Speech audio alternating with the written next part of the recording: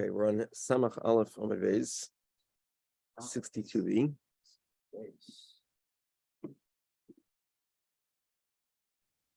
Five lines from the bottom.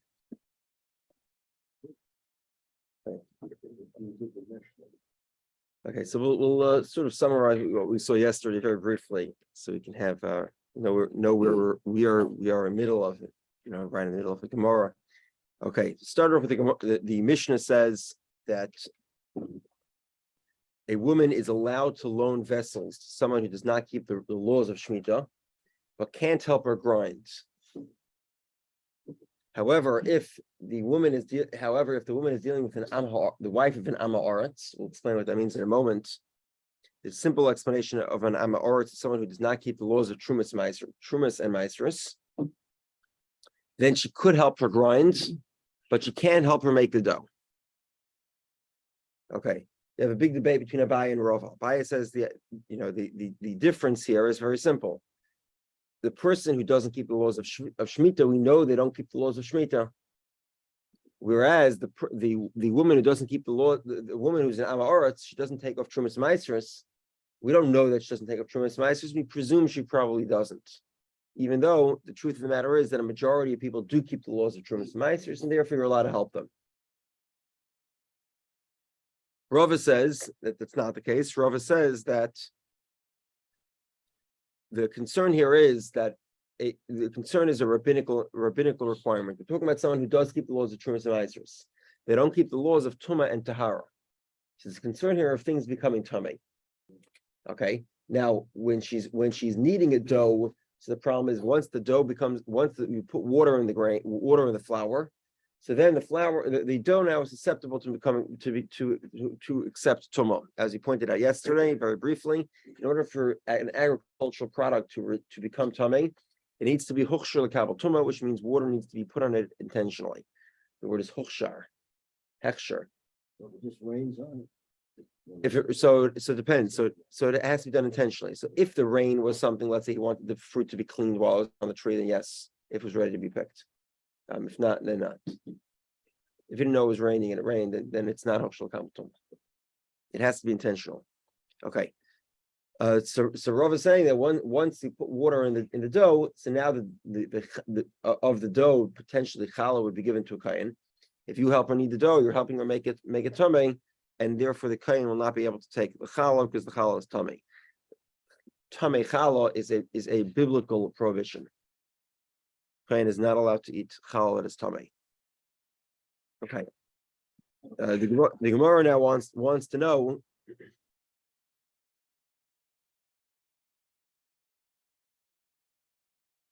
The Gemara now has a question that says that you can grind grain into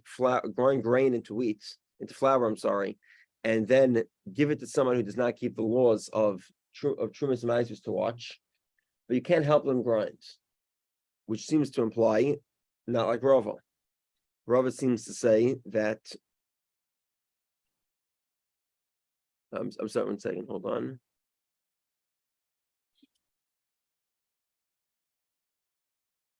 Yeah, according to Rava, someone who does not keep the laws of Tumah and Tahara, you could grind with them. And the Brisa says you cannot grind with them. You can give them stuff to watch, you can't grind.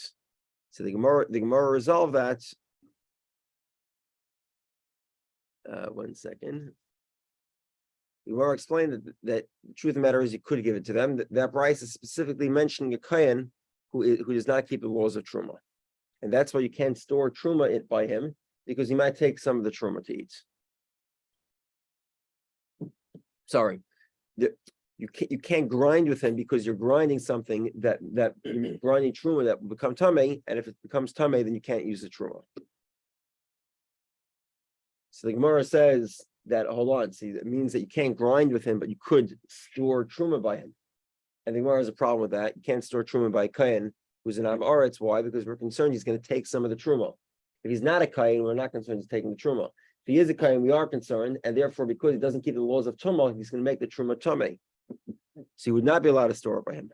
So the Gemara is one resolution. Gemara's final resolution is it depends if it's huchshar l'kabel tumah or not.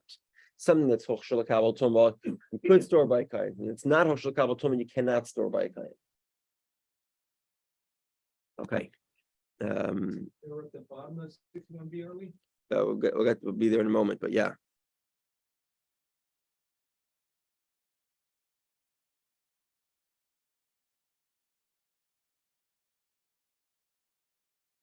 Okay. Now we get back to the major question, which is: are we concerned the kohen or anybody else will switch something that you gave to them? 1 second.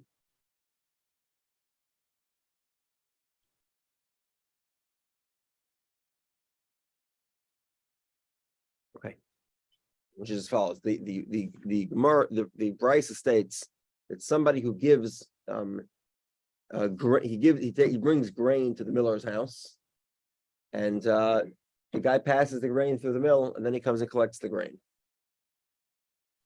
Or let's say the grain that he gave him, he had already been taken off Trumas and Meisers, and now you give the grain over to the miller. Did the miller switch out the grain that you gave him for somebody else's grain? Was he careful to mill what you specifically gave him, or did he just give you somebody else's product? So Gemara says we're not concerned it was switched. Gemara has two questions. If somebody gives food to his mother-in-law, let's say he gives his mother-in-law a bag of apples to watch. His mother-in-law does not keep the laws of Trumas and Meisers.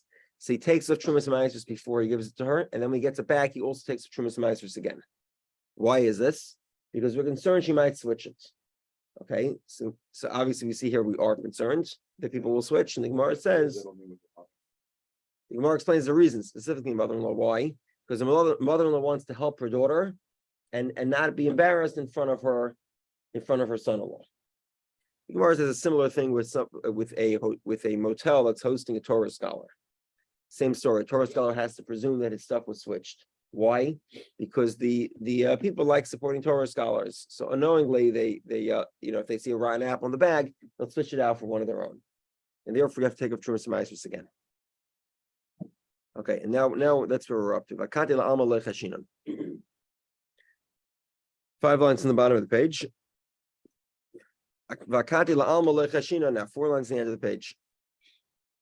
In general, are we concerned that people will switch out something else, something that was given to them for something else? Vatanya, we have the Brisa that says, the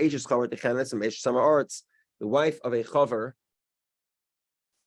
the wife of a scholar, can grind together with the wife of an amoritz, bisman shehitmeya, when she's tamei. Avaloi bisman shehitahara, but not when she's tahar.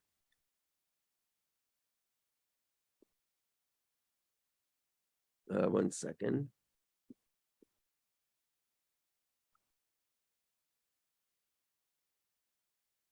Okay. So we're talking here when the wife of the chaver is tamei. When she's tamei, she's going to be careful not to eat anything. When she's tahar, she won't be careful, and therefore we don't allow them to grind together. Mishum Elazar says, "Af bizman sheitmei like titchim de shechaverto nesenes levechalas."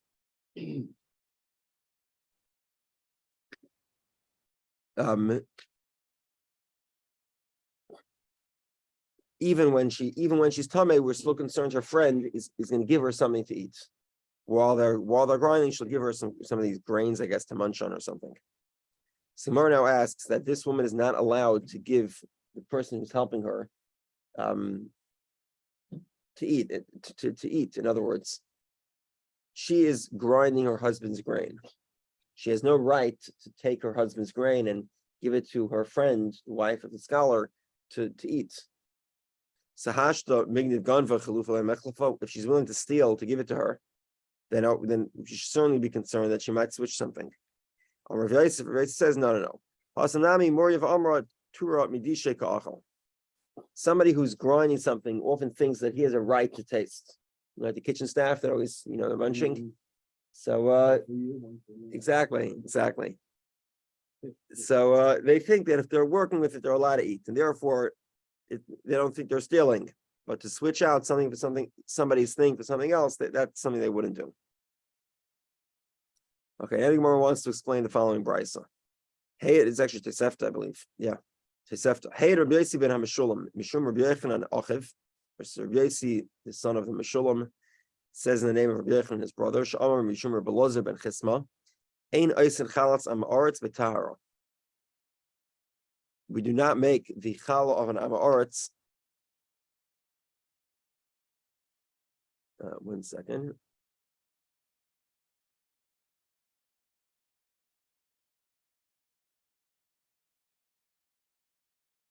If a amaretz tells a scholar to take off challah for him from a dough, we don't do it. Why not? Because the dough is already tummy. And therefore, the chaver should not take off challah and tell the kohen that it's tahar when it's clearly not tahar. It's presumably tummy. What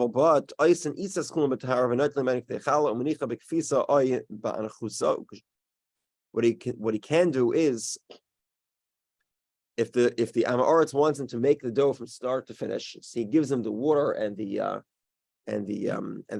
flour, so he can make the dough, and then he can take off truma.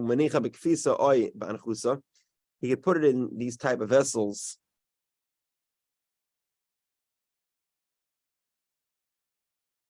These type of vessels will not receive tumah. So in other words, even if the amaretz is handling them, they won't become tummy. So he puts the challah in the vessel. He takes both of them and he gives it to whichever kind he wants. And we're not concerned that the amaretz is going to touch the dough directly. He'll touch the vessel, and because the vessel does not receive tumah, the dough inside won't receive tumah either.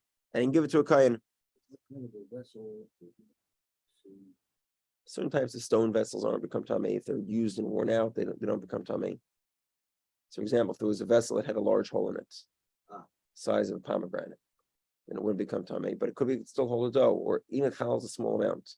So a big mixing bowl with a big hole in it, you just put the challah on the sides, that'll be fine. Here he says it was from withered leather flasks. Yeah, so that's what Rashi says. So I'm not sure why that wouldn't be Kamel Toma specifically. They explain why. So it can become tamei Because they're worn out already, they can't be used. And it says because it's not customary to store dough in these containers. Okay, here we are. Then people wouldn't. Here we are. Okay. So because it's worn, because it's worn down, so it's not considered a category of keli for its use, which is probably to store wine or whatever else it is, or oil. But it is usable to hold a dough, but it's not the normal way to do things, and therefore it doesn't accept tumah.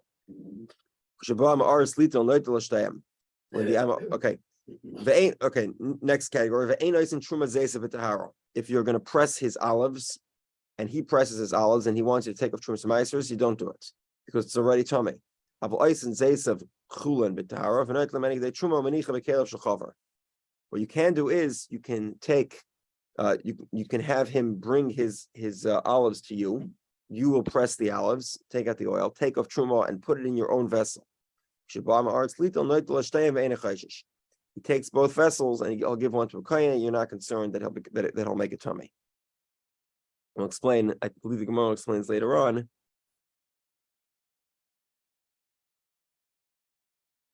Also, these vessels of the chaver are talking about vessels that do not become tummy.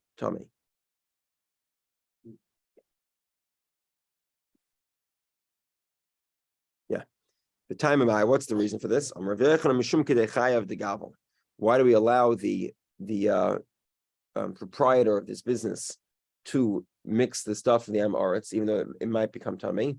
Because he needs to live. In other words, there was people that used to be salaried to mix doughs. And they would charge you a fee, and they would mix the dough for you. And similarly, they would press as well. Okay, why does that have to say both a gavel and somebody who presses olives and someone who mixes dough? With tzricha, it's both necessary. The yesh meaning gavel mishum deloy nofish agre, because the gavel does not get a lot of he doesn't get a very high salary. Alva bedad, which we said kadechayev, the bedad would be permitted. The bedad is the guy who presses. Mishum deloy shchiachle, because the guy who presses the olives, his money is made, a couple months a year when the harvest comes in. He doesn't make money a whole year. So therefore, maybe we should allow him. Therefore, it's more necessary to allow a presser of olives to make money than somebody who is kneading dough something we do a whole year. Therefore, it was necessary to tell you both that either one of these are allowed to mix doughs if they're given the dough before it became tummy. They're giving the wheat and the flour and the water before it becomes tummy. You can take the challah, you put the challah into this kfisa or chusa. These are these vessels that don't receive tumah. You take both of these, and he does not need. We're not concerned that he'll become that it will become tummy. The Gemara says, why aren't we concerned that maybe he'll touch it? So Gemara says, okay, so what happens is maybe the guy will touch it anyway. He'll touch the dough. Gemara says the guy who mixes the dough for him warns him. He says to him, if you touch the dough, then you have to take off challah again, which is partially true, but that's enough to discourage him from touching the dough. Maybe he doesn't care anyway. So Gemara says that's not logical because he's hiring somebody to take off challah. So obviously he does care about the challah. So therefore, of course he cares about it, and therefore he's not going to touch it needlessly. We learned he takes the truma and he puts it in his own vessels. He takes both of them, and we're not concerned that maybe he made things tummy. Let's be concerned maybe he touched the oil. 1 second. I understand that in the scenario of the guy who puts the dough in these worn leather flasks, so it's sort of an odd thing to do, and therefore he'll understand that he's not supposed to be touching it. Over here, he puts it in his own vessels. What's the hecker? What's the sign that he knows not to touch it? So Gemara says, he puts it either in kli glolim. Not sure why anyone would want to eat things after they went into kli glolim. That's where the menorah is kept, the chamber pot. Or bekli avonim, or it's a stone pot, a stone cookingware does not receive tumah. Or it's kli adoma, it's an earthenware pot. It's made out of mud apparently, and it also doesn't become tummy. It's not, in other words, kli adoma is not cheres is adoma that's been fired in the kiln, so it's firm. Kli adoma here would probably mean like some sort of mud contraption that holds things together. And these things are not mekabel tumah. Therefore, if you put them there, it will not receive tumah. Why does it have to be that these vessels are owned by the chaver? They could be owned even by the amaretz. Somewhere says the vessels of an amaretz that a chaver could use, which would be these types of vessels that do not receive tumah.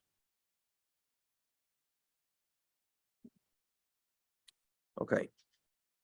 So like you pointed out in the Mishnah, we support the non-Jews during Shemitah. Obviously, the Jews can't work the land, so we support the non-Jews. What does it mean we support the non-Jews? What does it mean machzikin? We strengthen them. So the simple explanation the Gemara begins with is, what does it mean we strengthen them? We literally go out to the fields and we help them in the fields. So the Gemara says, machzikin, you're allowed to help them. You cannot plow a field with a non-Jew on Shemitah.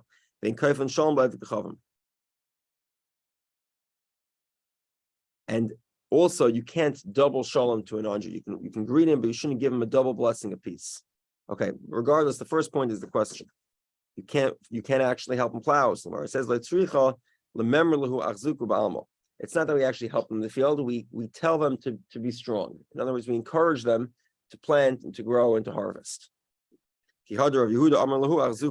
If Yehudah would announce in Israel, your Shemitah, you tell the non-Jews, Achzuku, get your act together and get into business. Presumably they'd also give them a loan or something like that if they needed to, help buying things, equipment, etc.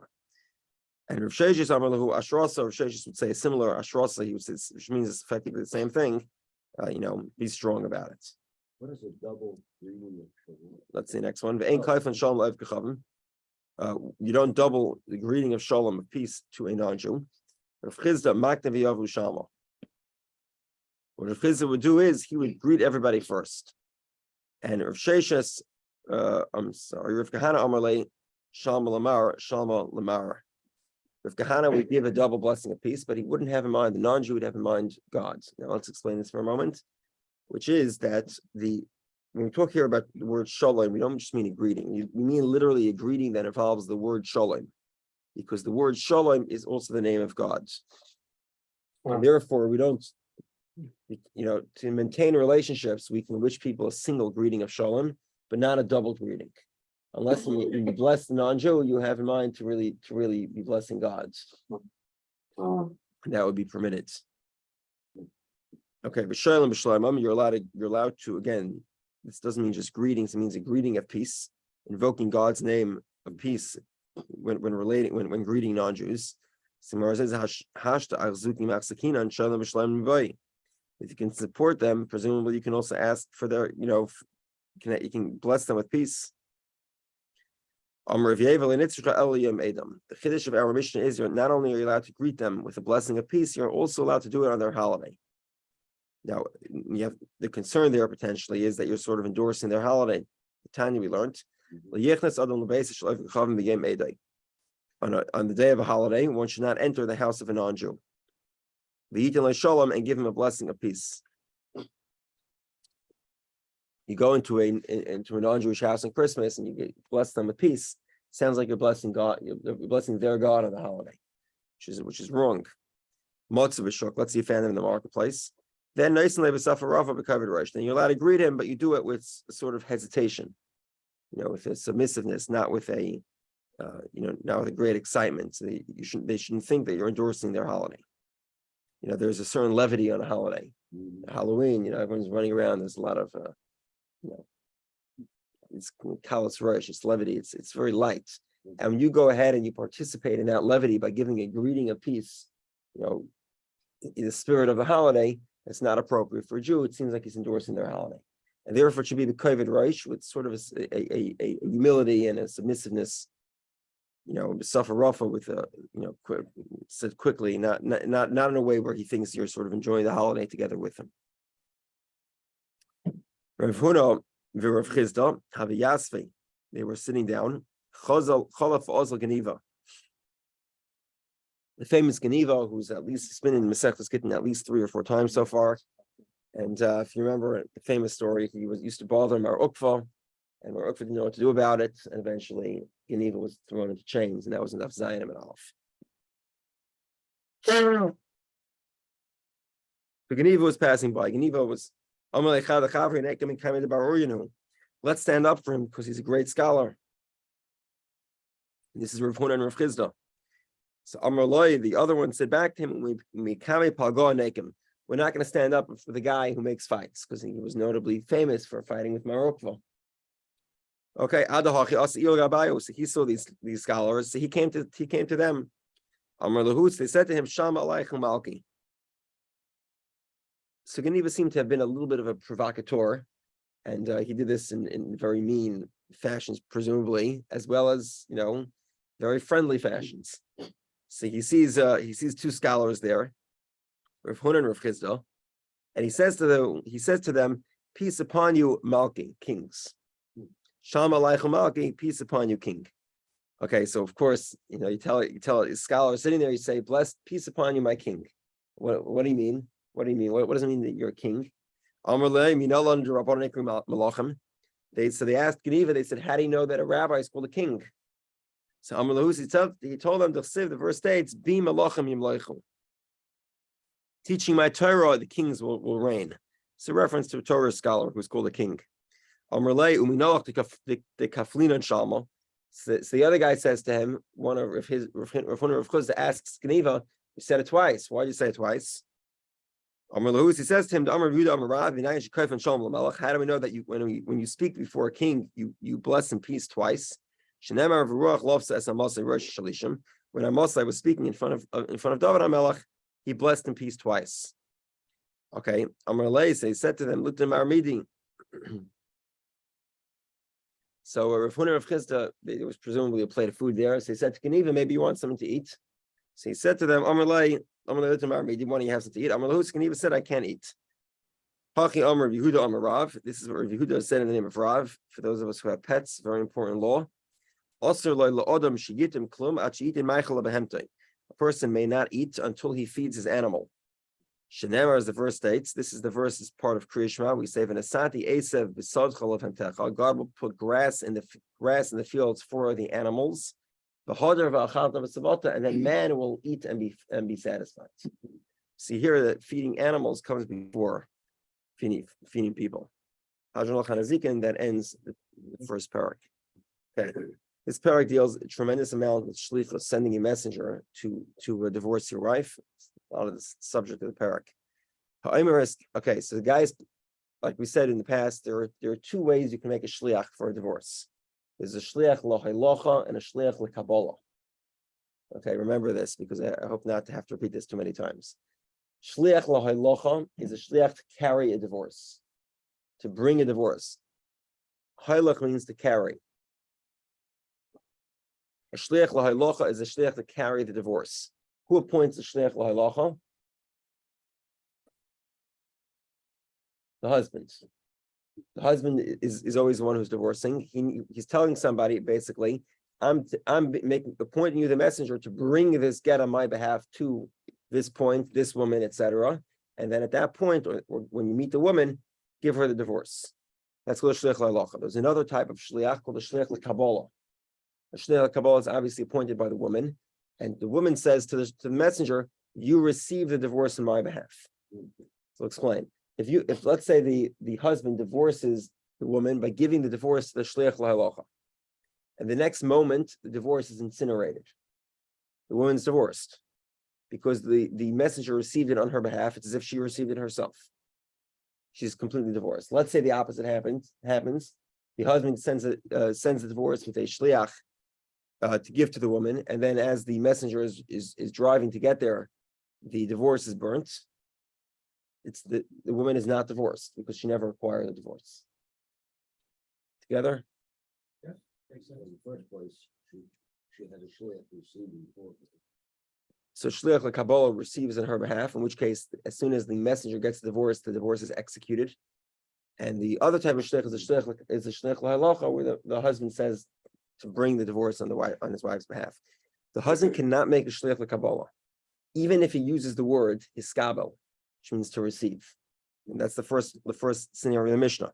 He tells a messenger, a person, go receive this divorce on my wife's behalf. Or he says to him, or bring the divorce on her behalf. If he wants to change his mind, yachzer, change his mind. Meaning the divorce is not executed until the divorce gets to the woman. Therefore, the husband regrets divorcing his wife. He can stop in the process in the middle, if presuming that he could actually, he knows where the messenger is. He calls him up on a cell phone, and he tells him stop. Fine, that works. A woman who appoints a shliach to receive her divorce. Once the divorce reaches a messenger, he cannot change his mind. Therefore,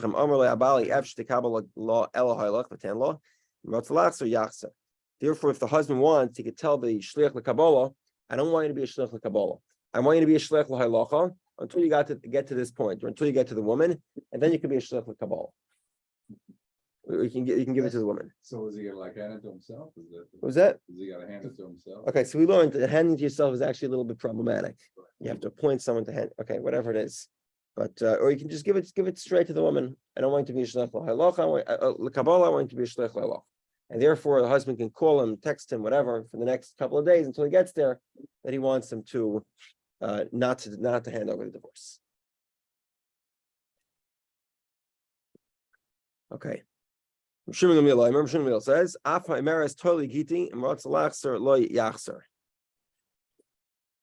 if a woman tells a person, collect my divorce, pick it up for me, that's the same as appointing a shliach l'kabbalah.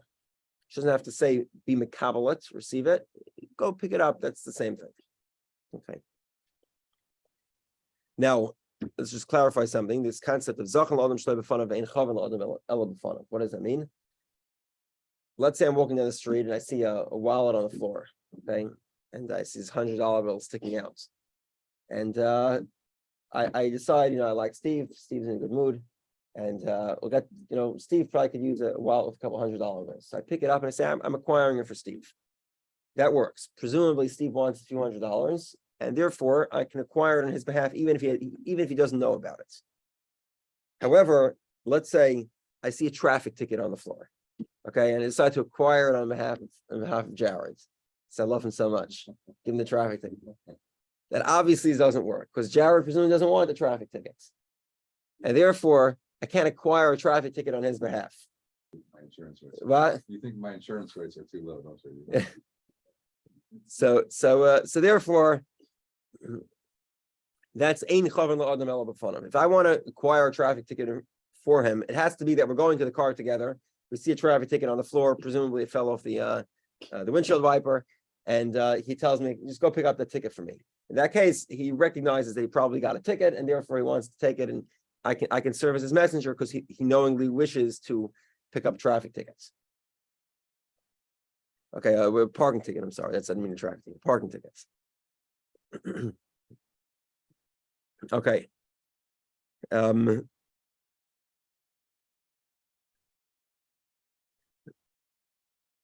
Amalei Ravacha Bredo of Eva Ravashi. Ravacha, the son of Eva, says to Ravashi, "Time adli shavisi ihi shliach lekabola. Shavisi ihi shliach lekabola. Rotzelach zer lo yachzer." The mission here is talking about where the husband made a shliach lahalacha, and he told the shliach lahalacha his Gittin, collect the divorce on behalf of my wife. Now, there's no such thing. Divorce is like a parking ticket or traffic ticket. Nobody wants to be divorced. Therefore, you can't acquire the divorce on behalf of the woman. And therefore, the husband could change his mind until the divorce is delivered to the woman. Now, what happens if this person, this shliach, this messenger, actually was a shliach l'kabbalah? He was appointed, and the husband says to him, "Hiskabel Gittin, hiskabel getzel ishti, go collect it on my wife's behalf." In that case, he cannot change his mind. Why? Because one second. Okay, I'm sorry. The mission here is talking about not just if he said eskabel, but also if he says haylach. So again, the woman makes a shliach l'kabbalah. The husband says to the shliach l'kabbalah, "Bring this divorce to my wife." We say that she already made him a shliach l'kabbalah. The husband says haylach. Haylach means carry. It's not the same as eskabel. Eskabel means receive it. He says haylach. What does haylach mean? Does haylach mean kischidami? Does haylach mean acquire it on her behalf, and therefore she's divorced immediately? Or is haylach lav kischidami? Or does effectively what he did was he said, "Never mind the shliach l'kabbalah, you're appointed now as shliach l'halacha, and therefore I have a right to change my mind for the next 5 days as you drive across the country to deliver the divorce." This is a famous question. We've dealt with this in this Masechta. We've dealt with this in Ksubis as well. When you say haylach, carry, is this kischi or not? You're telling the guy to acquire or not? So the first position is that of Rav Acha, and he says, if haylach affected, haylach would be the same as telling him, the messenger directly to acquire it on her behalf, and therefore he can't change his mind. Gemara is not convinced. It could be that telling her to carry the divorce is not telling her to acquire it.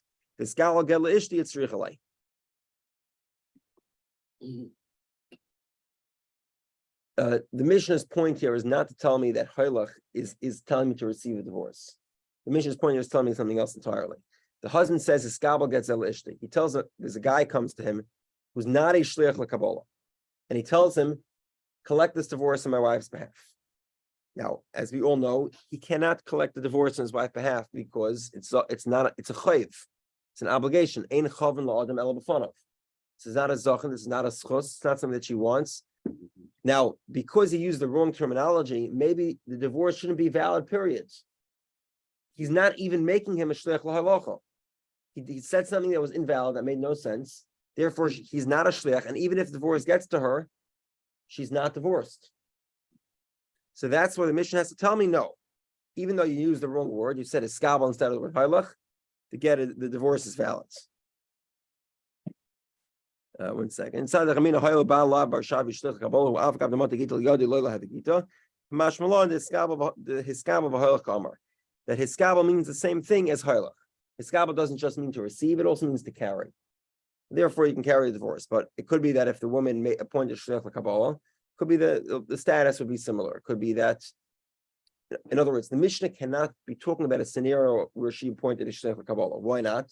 Because if she did appoint a shliach l'kabbalah, then if he says eskabel, the divorce is executed immediately. So therefore, the Mishnah is not discussing where the woman appointed a shliach l'kabbalah and the husband met the same person and said haylach. The Mishnah is not talking about the scenario. Why? Because in that scenario, maybe it is a divorce, maybe it isn't a divorce. We don't know. Maybe it is a divorce because haylach is kischidami, or maybe it's not a divorce because haylach is lav kischidami. Right? We together? What the Mishnah is talking about is she didn't make him a shliach l'Kabbalah, and he used bad terminology. He called him a shliach l'Kabbalah, even though he's not a shliach l'Kabbalah, he's a shliach l'halacha. And the Mishnah is telling me that if you were self-appointed a shliach l'Kabbalah that you had no right to appoint, he still maintains status as a shliach l'halacha. Together? And the husband still can change his mind. Correct. That's the consequence of a shliach l'halacha. You see all these arguments, but I told you that. No, you said this to me. No. Yeah. Okay. Tanan, the second part of the Mishnah. Ha'isha Omer Eskabel Gittin. A woman's one second. Okay, we'll finish this. Come on, we'll stop. Okay.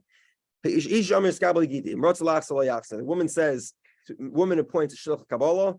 The husband, once the divorce is given over to the shliach Kabbalah, cannot change his mind. My love, loishna Kabbalah, loishna ahelacha. It makes no difference whether the husband told the shliach Kabbalah halach or he told the shliach Kabbalah hiskabel. In either scenario, once the shliach Kabbalah gets his hand in the divorce, husband can't change his mind. What do we see from here? Halach kaskidami. The woman appoints a shliach Kabbalah. The husband, whether he gives a divorce to the shliach Kabbalah saying halach or saying hiskabel, in either scenario, the divorce is executed, which means that when he said halach to him, he meant hiskabel, receive it. And because he is a valid shliach Kabbalah, divorce is received, divorce is executed, can't change your mind anymore. So the instruction from says. Saying halach means kasri. So effectively he told her messenger acquire it, and therefore it's executed. It's halach kaskidami. Together with that? The Gemara says, maybe if she appoints a shliach Kabbalah, he has to say to the shliach Kabbalah, his skabel, receive it. In other words, and therefore will be executed immediately. She's divorced, he can't change his mind. But it could be if he says halach, that's like Rav Shimon Gamliel. He's telling the messenger, I don't want you to be a shliach Kabbalah, I want you to be a shliach halacha. Carry it. When you get to her, that's when she's divorced. Switch horses in the middle of the string. Yeah. So to speak. Yeah. Let's see one more. Toshma, if the husband says, I don't want you to be a shliach Kabbalah, I want you to be a shliach halacha, then the divorce is not executed immediately. Specifically because he clarified and he explained, I don't want you to be a shliach Kabbalah, even though you're an appointed one, even though you were appointed a shliach Kabbalah, I don't want that. I want you to be a shliach halacha. So he has to be, he's very clear. He's telling you exactly what he wants. What happens if he didn't say what he wants? He just says, halach, carry it. Shmamida, halach, kaschidami. Telling him to carry it means telling him to execute it. And therefore it's executed. So Mara says, no, dilma mehalach pshita. 1 second, I'm sorry.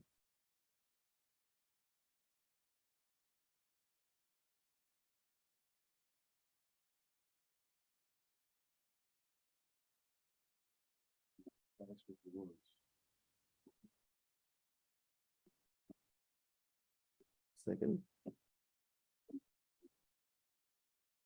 This is a very, very precise with the words here. I can't say I completely. I'm not sort of a dictic expert. You know, I'm not an expert in the exact pronunciations here. Maybe Akiva can come over and help us. There's a difference here between if he said halach and halach. Halach is spelled with a vav and halach is spelled with a yud. It could be that if he said a halach, it would never be a question. Halach obviously is lav kaschidami. Halach means be a shliach lahalacha, to carry it. But over here, if he says halach, it means do what she says. And that's where he has to specify, I don't want you to be a shliach Kabbalah, I want you instead to be halach, to carry to bring over the divorce. So halach is less specific than halach. Okay, I continue tomorrow. They're both with their vav, right? No, halach is the yud, halach is the vav. Yeah. We want to wait. Eddie, Oh. I plan to go to the place today. Very nice, enjoy. I was thinking about this yesterday from a show with all the boundaries. Oh, exactly. Yeah. Come on. Pleasure. Yeah, because we skipped one. Oh, we skipped. That's right. I we've been keep going, forgetting that. We skipped Yeah, that we can part. say that I've until Tishra and